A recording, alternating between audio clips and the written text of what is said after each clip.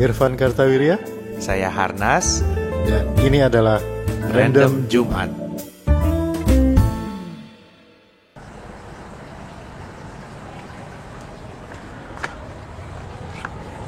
Selamat hari Jumat. Selamat hari Jumat. Udah mulai, Pak? Ya udah mulai.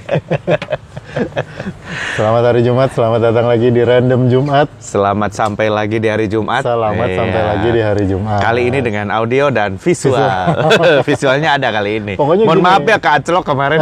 Pokoknya kalau kita lagi nggak bisa visual karena satu dan lain hal, ini kan karena studio alam ya. Iya. Jadi kadang-kadang hujan, kadang-kadang gitu. Jadi ya kita kembali ke audio. Betul. Karena masang kamera di mobil tuh duk-duk ternyata. Nggak tahu, belum pernah nyobain sih. Waktu itu pakai GoPro-GoProan teh gini. Oh iya. Oke, Bahas apa kita? selamat Jumat. Nah, kita mau membahas satu jenis makanan yang apa ya? Boleh dibilang kebanggaan iya, tapi nasibnya tidak membanggakan. Yaitu tempe. Tempe. Ya, tempe. Tempe. Kalau gue pernah, semua orang Indonesia tahu tempe kan ya, rata-rata tahu tempe ya. Tapi kalau lu ketik google.com dan lu tulis tempe, itu filter yang keluar adalah tempe Arizona. Nggak keluar tuh tempe Semangit, tempe apa itu nggak ada yang keluar. Mendoan nggak ada. Yang keluar adalah tempe Arizona. Yaitu nama sebuah kota di Arizona. Tapi sedih pisan sih ya. Berapa minggu yang lalu tuh diresmikan kan pembangunan pabrik tempe terbesar di Amerika. Yang bikin orang Indonesia, yang resmiin orang kedutaan Indonesia. Dimulainya pembangunan pabrik tempe terbesar di Amerika. Sayangnya bukan di tempe. Coba bayangkan betapa tempe produksi tempe gitu ya. Tempe dari tempe. Nanti kan kita sudah lengkap gitu penguasaan Indonesia terhadap Amerika karena kita punya tempe di Arizona, lalu kita punya lek tahu.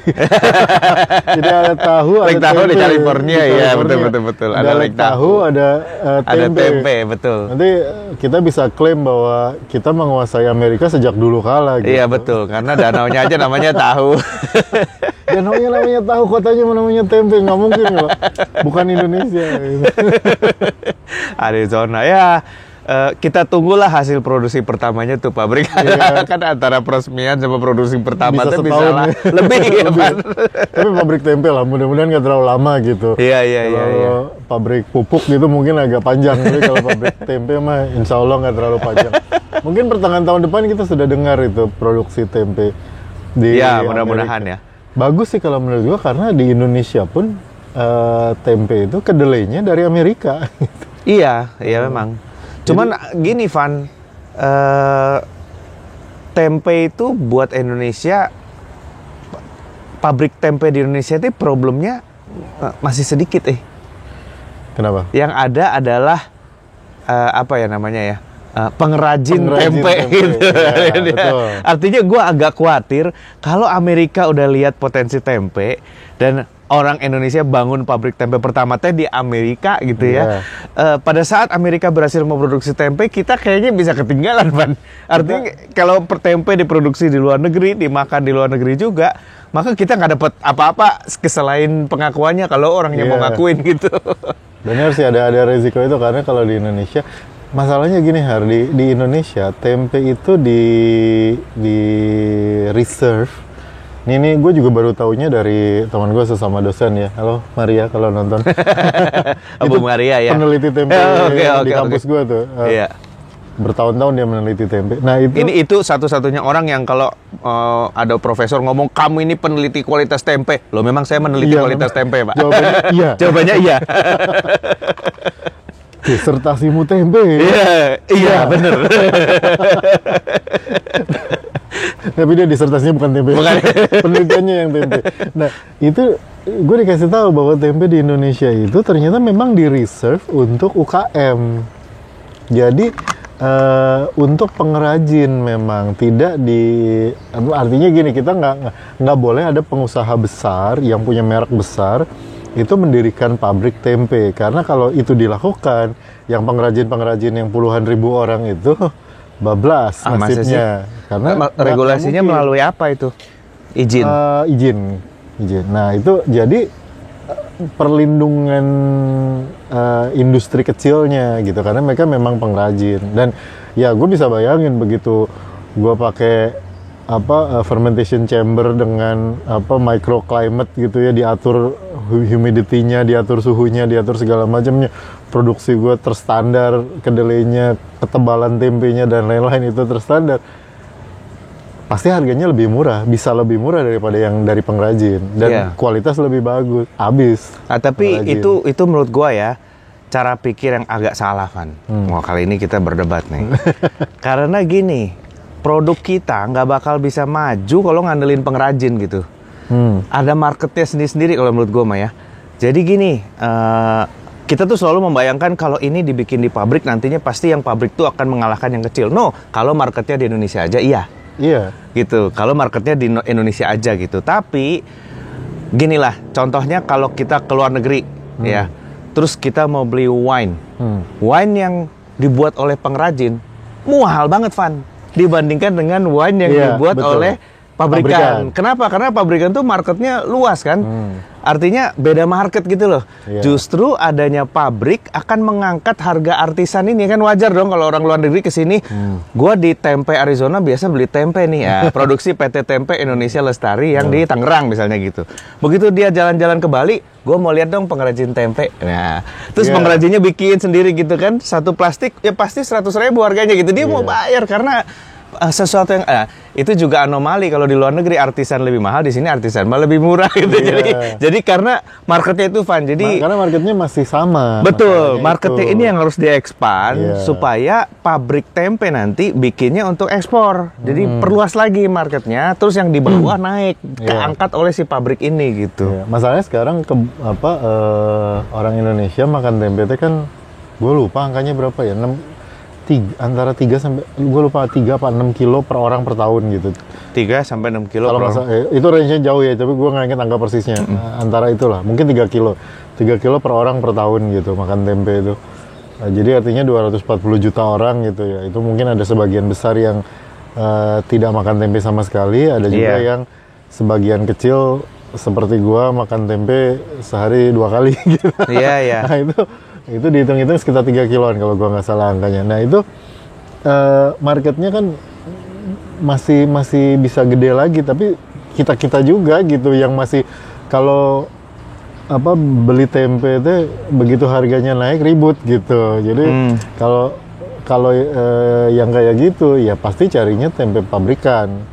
Ya, artinya kalau sekarang pun pengrajin yang agak besar, yang pengrajin kayak pengrajin-pengrajin di Bogor, di Pamulang, di Malang itu kan mereka kawasan ya, jadi kayak satu desa bikin tempe semua gitu. Nah itu standar semua satu desa tempenya sama. Nah, jadi besarnya itu bukan satu orang atau satu pabrik, tapi satu kawasan memproduksi tempe yang sejenis gitu. Nah itu perluasannya cuma dari situ. Kayak kalau mau digedein lagi masih dari situ. Begitu pabrikan mereka akan langsung tabrakan sama yang itu gitu kalau menurut gua mah. Tapi kalau sekarang ya paling enggak gitu. Tapi kalau menurut gua tabrakan itu adalah syarat satu produk untuk berkembang, Van. Kalau lu nggak tabrakin bertahun-tahun begitu terus, lama-lama abis sendiri dari luar nabrakin. Ada ini sekarang trennya kalau pabrikan dia kan nggak boleh tuh nabrak ke tempe pengrajin ya, tempe tradisional gitu. Justru dia masuk ke justru kebalik kalau di kita mah. Jadi yang pabrikan itu yang harganya lebih tinggi, dibuat harganya lebih tinggi. Dong. Terus dia jualnya ke pabrik lagi. Jadi kayak misalnya ada pabrik tempe makanan chips. Perlu tempe chips. Nah, tempenya itu bikinan pabrik lain gitu. Jadi pabrik-pabrik itu memproduksi tempe untuk pabrik lagi gitu. Specialty. Jadi harganya bisa lebih mahal. Makanya nggak di market yang sama si pengrajin gitu. Ya beda. Jadi kalau di luar kan tadi lu ceritanya yang artisan itu masuk ke special market, yang pabrikan ke general public gitu. Kalau di Indonesia tempe kebalik gitu, justru masuk ke pabrikan itu ke pabrik lagi untuk bikin tepung tempe, bikin standardized protein tempe dan lain-lain lah gitu. Yang di pasar mah ya yang dari pengrajin. Iya. Gitu. Tapi orang-orang luar negeri udah mulai meneliti tempe ya, Van ya? Mulai banyak Dengan sih. segala ampasnya bahkan Iya. pernah diteliti ya. Lu pernah iya. dengar gimana tuh? Iya, itu di Swiss tuh ngebahas tentang tempe okara namanya. Okara. Tempe okara gitu. Tempe okara itu apa? Jadi kalau di kami itu ada produksi soy milk gitu ya. Lalu soy milk itu kan kacang kedelai direbus terus diperes, terus nanti hasil perasannya padatannya itu kemudian diproses menjadi tempe. Gue dengerin profesor itu ngomong terus gue bilang, gembus maksudnya mas. Itu sate kere itu di Solo tuh. Alah, Yung gembus. Sapa namanya gembus. Gaya pisan gitu. Itu dipakai buat ini, Apa? buat pengganti daging, Oh. meat Boleh juga ya substitute. kalau dikasih rasa daging, aroma sapi bakar. Gitu. Mungkin ditaruh di Dengan- McDonald atau di keju burger Swiss. dengan keju Swiss gitu ya. Kayaknya bisa tuh, Van. Bener juga ya. Iya, nah itu jadi kalau teman-teman yang vegetarian mungkin bisa mulai melirik gembus. Iya, melirik gembus ya. Gue pernah makan sekali sih di Solo itu. Di Jawa Barat ada nggak ya gembus ya? Gembus, Dage itu buat kan- buat oncom. Buat Bukan- oncom. Tapi kan bukan. kalau udah jadi oncom rasanya Oncom lain. gembus, nah, bukan Kalau oncom kacang. Iya. Kalau orang Sunda kan sukanya Tunggu, tempe Oncom yang gembus kacang. juga ada kan? tempe gembus ya. Iya, maksudnya digoreng. Jarang kalau di Jawa Barat. Di Jawa Barat mah, itu di mana Jawa ya? Di Barat mah Malang ya? jarang. Nah, kalau Jawa Tengah, Jawa Timur. Iya, Jawa Tengah, Jawa tempe Timur gembus tuh masih ada ya. banyak. Kalau di Jawa Barat gembus paling buat oncom. Itu Buat juga oncom ya, betul. dianggap bukan oncom kualitas bagus lah gitu. Iya. Kalau Yang bagus kan kacang tanah yang ya. kacang yang ada Yang kacang kacangnya itu tanah, buat combro. Iya, buat combro. Nah, gue pernah makan gembus itu di Solo. Jadi sate kere. Iya. Sate kere yu rebi, ya namanya yu rebi. Mungkin lafal Jawa gue agak salah, tapi pokoknya yu rebi lah pokoknya. Nah, dia itu dicelupin ke gula Jawa cair kan. Jadi dia kan coklat-coklat tuh ya. Iya, Ternyata iya. itu nggak pakai kecap loh. Oh, Dia gula saya nggak doang. pakai kecap, gula doang. Nah, si tempe gembus itu waktu digigit ada aroma apa? Kayak patty sih, lembut Iya, gitu ya, iya, hancur itu gitu ya. namanya. Cuman ada sedikit asemnya. Iya. Nah, buat gua tempe yang dijadikan pengganti daging itu acidity-nya ini Itu selalu yang keluar harus- terus gitu. itu- ada itu ada yang- rasa asemnya terus gitu. Itu yang lagi dieksplor sih sebenarnya, lagi diteliti lah gitu ya gimana. Karena kalau di kita mah kan gembus teh ampas tahu ya. Iya. Ampas tahu, persan air tahu gitu, air Iya. buat bikin tahu. Jadi memang udah ada asam-asamnya dikit gitu. Kalau kita bikin, nggak tahu, gue jadi penasaran juga bikin pakai beneran kedelai direbus, diperes, terus ampasnya ditempein gitu. Lu pernah bikin tempe nggak? Enggak. Pernah. Sama Ibu Wida Winarno. Halo Bu Wida. Kalau Bu Wida itu kan punya gerakan namanya Indonesia Tempe Movement. Iya. Nah, Indonesia Tempe Movement ini salah satu aktivitinya adalah dia mengadakan kelas pembuatan tempe. Jadi tempenya dikasih alat-alatnya, Iya. terus kita sama-sama bungkus Bikin, pakai daun gitu, simpen di rumah 3 hari kemudian dia jadi tempe, Iya. gitu. Jadi apa namanya? Waktu itu gue pernah agak acara, gue sendiri nggak ikut bikin tempenya sih, tapi dikasih dibagi itu dibawa pulang gitu. Dan itu memang ada cairannya, Van. Jadi Indonesia Tempe Movement ini di Topet ada ya. Kalau teman-teman mau coba sendiri bisa. Dia membuat segala sesuatu peralatan untuk membuat tempe di perkotaan gitu. Saringannya ada, kertasnya ada. Urban tempe. Kedelainya pun ada. Jadi kalau mau beli dari dia bisa gitu. Terus raginya ada dan ada cairan namanya parape. Jadi cairan Buat- itu dipakai untuk merendam kedelai, Iya, betul, untuk ngaseminnya. fermentasi pertamanya Untuk ya, supaya ngaseminnya. pH-nya turun dulu. Iya, ya. iya. Jadi pinter juga tuh Bu Wida, karena kebanyakan orang saya bikin sendiri tempe di rumah Nggak jadi. gagal karena Iya, airnya karena kan airnya. pH-nya beda-beda. Kalau kebetulan airnya terlalu banyak klorin seperti pakai air kolam renang atau air ledeng, kedelainya nggak bakal jadi gitu. Iya, itu yang paling susah dan itu yang lama kan. Jadi kalau Lama. pakai cairan itu bisa lebih cepat. Lebih cepat. gitu. Jadi cairan itu sebenarnya cairan nggak tahu lah cara bikinnya gimana, Iya, tapi iya. pokoknya asal Gua pH-nya bikin. turun. Lu bikin ya. Nah, itu pH-nya rendah. Jadi sebetulnya tempe itu bisa jadi karena fermentasinya 2 kali ya. Iya. Sebenarnya bukan 2 kali, 1 kali. Yang satu itu diasamkan. Diasamkan. Pakai asam aja. Pakai gitu. lactobacillus kan? Ada lactobacillusnya nggak di dalam situ? Nggak ada ya? Ya, secara alami Secara ada. alami ada tapi, ya? pakai asam juga bisa. Pakai asam bisa. Jadi diasamkan, lalu kemudian dalam kondisi asam itu baru kalau dikasih ragit yang tumbuh adalah rhizopus tempe yang kita bisa makan gitu. Itu menarik juga walaupun lu bilang tadi mengenai tempe artisa dan tempe itu ya, begitu gue bikin tempe gue bawa pulang, begitu jadi sama istri gue dibuang. Agak lah, gue bilang kenapa gak digoreng? Terus tempe dari beberapa macam ini gitu ya, kacang kan dia bisa bikin tempe dari koro, tempe apa tempe gitu. koro, Tapi ya kacang hijau. ini sebetulnya 50-50 lah untuk orang yang hobi. Ini kan teman-teman di rumah sekarang lagi hobi-hobi piara tanaman. Coba deh bikin piara tempe. Iya, piara tempe karena ada sensasinya gitu bahwa itu kacang, tapi nggak boleh dilihat-lihat masalahnya. Kalau dilihat mati tapi dia. kan cuma 2 hari. 3 hari. Ketiga hari langsung jadi ret gitu. Iya. Jadi dia terus nanti raginya bisa ini lagi gitu, Iya, ambil bisa lagi. dipakai lagi dari tempe yang udah jadi. Betul, jadi tempe udah jadi. Wah, ini kan pada COVID nih, pada bosen ya di rumah ya. Ada yang punya hobi piara ikan, cupang, ada yang jadi piara hobi Piara tanaman lah, janda bolong lah, segala macam. Ini coba bikin tempe. Miara tempe. Miara tempe, karena menarik loh.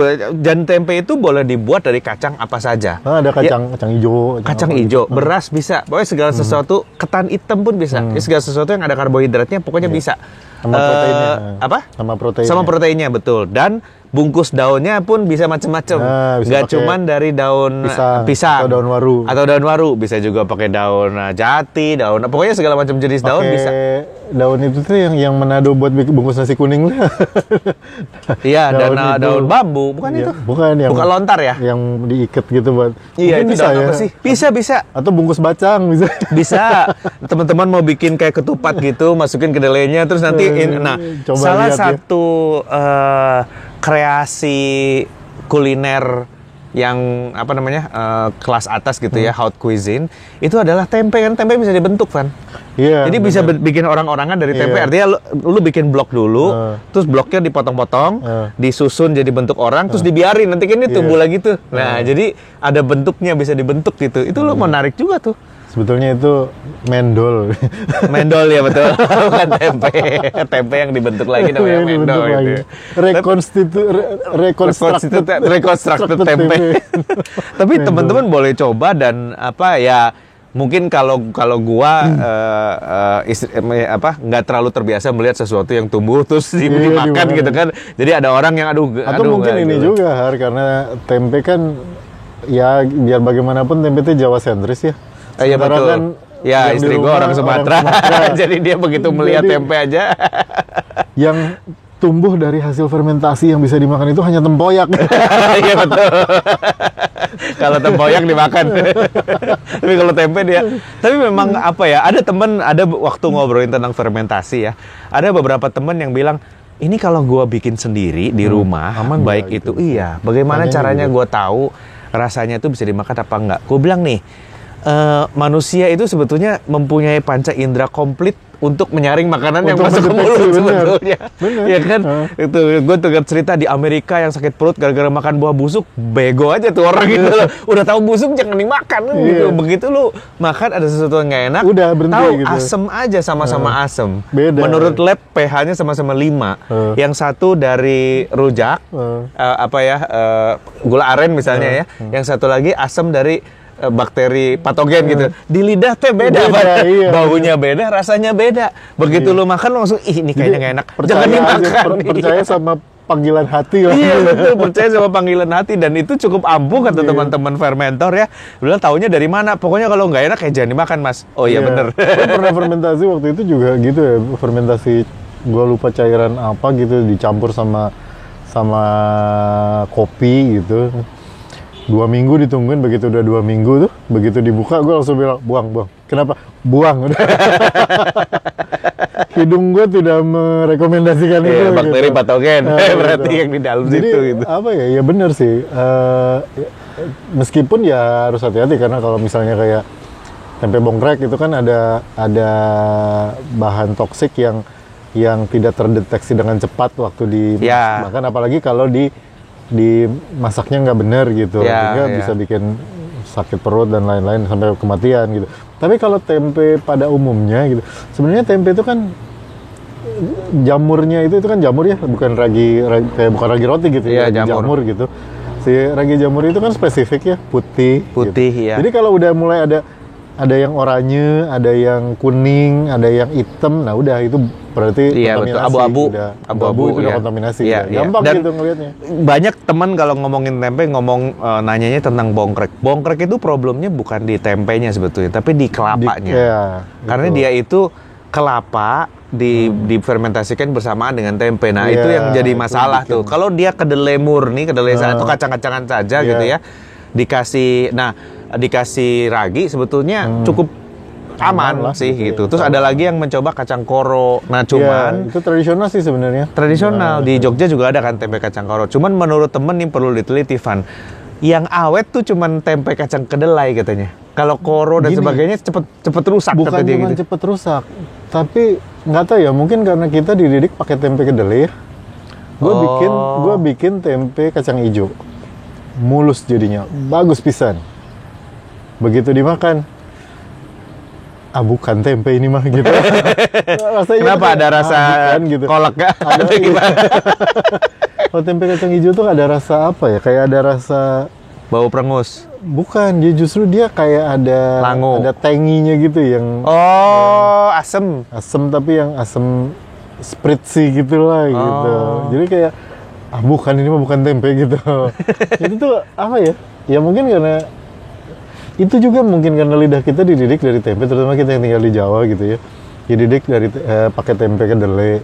Jadi tuh tempe tuh kayak udah habis aja gitu inovasinya tuh. Jadi kayak mau kemana lagi nih teh larinya tempe ini gitu. Jadi kalau tadi bilang harus orang Indonesia harus bisa menghargai tempe dengan harga yang lebih tinggi misalnya gitu. Kalau tempe pabrikan nanti harganya lebih tinggi, artisan lebih tinggi, pabrikan yang umum nggak bisa ya. 7.000 satu blok ya 7.000 satu blok, 5.000 satu blok, 5.000 satu blok, 7.000 ya 7.000 satu blok gede gitu. Begitu itu naik harganya, kita tuh kayak ya udahlah ini mah tempe gitu, apa sih gitu bedanya? Lu mau tempe super kayak gimana? Bedanya yang bungkus daun sama bungkus plastik gitu. Iya. Mungkin ya kalau tempe ya kita taken for granted gitu. Jadi kalau mungkin kalau tembus ke penelitian, misalnya sekarang kan lagi musim apa ya? Skincare. Iya. Skincare. Misalnya ekstrak tempe itu, pengrajin tempe itu tangannya selalu lebih halus daripada orang lain karena dia tersentuh dengan adonan tempe yang terus-menerus. Oh enggak, Van, ceritanya bukan gitu, Van. Pekerja tempe itu kakinya selalu lebih halus. mulus kan? Kakinya selalu mulus. Kosmetiknya gitu. laku, tempenya nggak laku. Itu baru tempe akan diriset gede-gedean lagi buat nyari si bahan penghalus kulit kaki itu. Jadi skincare Korea bisa lewat ini kalau kita nemu. Cuman kalau enggak mah ya gimana ya? Jatuhnya ya keripik, bacem, mendoan gitu. Mendoan ya. Ya yang barang-barang murah semua gitu. Iya, iya. Mungkin teman-teman belum tahu juga definisinya mendoan yang asli nih. Oh iya. Tahu nggak definisinya mendoan yang asli adalah bukan dari tempe blok diirisin Diiris. terus digoreng pakai tepung, Bukan. tapi si tempe itu difermentasikan di layer lembaran tipis ya. Jadi Itu khas mendoan itu Purwokerto itu gitu. Makanya teman-teman kalau ke pasar tempe di tukang tempenya ada tempe mendoannya Nah, gitu ya, yang untuk dibungkusin mendoan. satu untuk mendoan. Ini lebih mahal biasanya. Iya, itu kalau keju itu singles. Iya betul. Nah kalau keju bisa single, seharusnya kan suatu saat tempe bisa mendoan singles. Satu bisa pack isi 12 Indofood gitu. singles tempe gitu. Nah, gitu. Indofood Bisa dibuka. belum open loh sampai sekarang.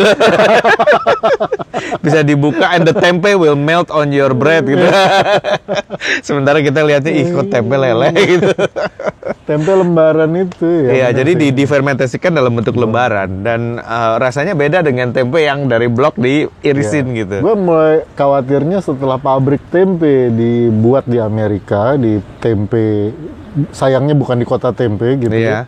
Gue mengkhawatirkan mendoan kemudian dibuka pabriknya di Puerto Rico. Gitu. Nanti orang Puerto antara Puerto Kerto sama Puerto Rico gitu. Karena mendoan itu makanan khas Purwokerto. Gitu ya. Bahaya itu. Iya betul. Ya cuman tempe ini gue sering pakai buat penyadaran orang di banyak hal, Har. Jadi kayak misalnya orang tuh suka nggak peduli kan, wah harga dolar naik, harga rupiah terhadap dolar gitu, rupiah nilainya melemah, jadi $1 sekarang mahal banget. Biarin deh, gua mah nggak mau beli handphone, beli gadget kan, yang terpengaruh harganya kan itu. Iya. Kalau dolar naik, harga komputer naik, harga gadget naik. Gua bilang hati-hati loh, 90% dari kedelai yang dipakai buat tempe di Indonesia itu impor dari Amerika. Iya, betul. Belinya pakai dolar. Betul. Jadi kalau harga dolar naik, tempe lu mengecil. Iya betul, tempenya mengecil ya. Gorengan kita mengecil loh. Iya. Karena itu direct loh, begitu harga tempe naik, orang tuh nggak berani jual tempe harganya dinaikin. Potongannya dikecilin ya, gitu. betul. Tapi ini buat teman-teman juga banyak salah kaprah juga. Jadi kalau gitu kita harus membuat kedelai sendiri. Nggak bisa. Karena ada scientific alasan dibalik kenapa kita ngimpor sejenis kedelai itu. Ternyata kedelai itu gulma. Dia itu hama gitu. Jadi kalau disemprot herbisida, kalau padi kan disemprot herbisida tuh, gulmanya mati. Nah ini kedelai ini termasuk herbisida yang mati kena herbisida itu. Jadi kalau disemprot dia mati juga kan. Sementara kalau nggak ada herbisida dia nggak bisa produktif karena tumbuhan-tumbuhan pengganggu ini nggak bisa dimatiin. Adalah satu perusahaan dari Amerika yang melakukan rekayasa genetika sehingga kedelainya resisten terhadap satu obat anti gulma yang dia produksi juga gitu loh. Akhirnya semua orang, ya bukan cuma Indonesia, seluruh dunia nanemnya itu karena itu yang hasilnya paling bagus, paling produktif hasil per meter perseginya paling banyak gitu. Eropa memang masih menahan nggak ngimpor kedelai jenis itu, tapi itu lebih karena background bukan kesehatan sih, jadi lebih karena background bisnis aja, dia nggak mau agriculture-nya dia diserang dari Amerika, itu aja sih. Di Amerika banyak pisannya kedelai ya? Itu banyak, gede pisan gitu. Gede. Gua nggak ngerti kenapa mereka menanam kedelai gitu, buat apa gitu? Kedelai itu jadi tumpang sarinya. Jadi karena dia kan gandum sama jagung. Nah, kedelai ini kan bisa memperkaya unsur hara di tanah tuh kalau dia tanam. Jadi kalau di kita mah kan sama kacang ya. Iya, sama kacang. Ya betul, sama kacang itu kan nitrogen juga. Nah, ini jadi di Amerika itu sama soybean. Mereka mengetahui bahwa kalau si gandum dan jagung komoditas utamanya itu ditumpang sarikan sama kedelai, lebih subur, lebih bagus. Jadilah Amerika jadi produsen kedelai nomor 1 di dunia kali sekarang. Dan pertanyaan gue sebelum lo lanjutin, pertanyaan gue untuk yang nonton Random Jumat lewat YouTube adalah tulis komen di bawah, kapan terakhir kalian mendengar kata tumpang sari dan palawija? Tulis di bawah ya. Jadi di Amerika tumpang sarinya palawija itu kan tumpang sari kan, palawija ya. Antara si tanaman utamanya kan ini gitu. Gitu. Jadi itu sebabnya mereka produksi soybean terbesar di dunia, tapi mereka nggak makan, mereka sendiri nggak makan. Makanya mereka kan nggak, kita tuh nggak kenal gitu lah makanan Amerika yang berbasis kedelai gitu, secara besar ya maksud gua. Ada lah sedikit mah gitu, tapi kan nggak ada yang besar sekali. Nggak besar gitu. Ya itu karena bahkan ada orang ya yang mencoba mempopulerkan kedelai di Amerika dengan membuat tofu sebagai meat substitute, sebagai pengganti daging. Tapi gagal ya itu dengan alasan yang sama, rasanya beda gitu. Dan teksturnya terlalu lembek dan sebagainya. Pakai gembus ya. Mestinya gembus mungkin berhasil. Oke teman-teman semua, terima kasih udah dengerin Random Jumat. Kita ngobrolin tempe barusan. Iya, jangan lupa ditulis di komen palawija sama tumpang sari. Zaman kelom pencapir masih aktif gitu. Dengan sistem gugur rancak. Oke, sampai jumpa di hari Jumat berikutnya. Kita ketemu lagi, insya Allah sehat-sehat terus. Ya, tetap semangat. Saya Irfan Kartawirya. Dan saya Harnas. Ketemu di Random Jumat depan. Bye. Bye.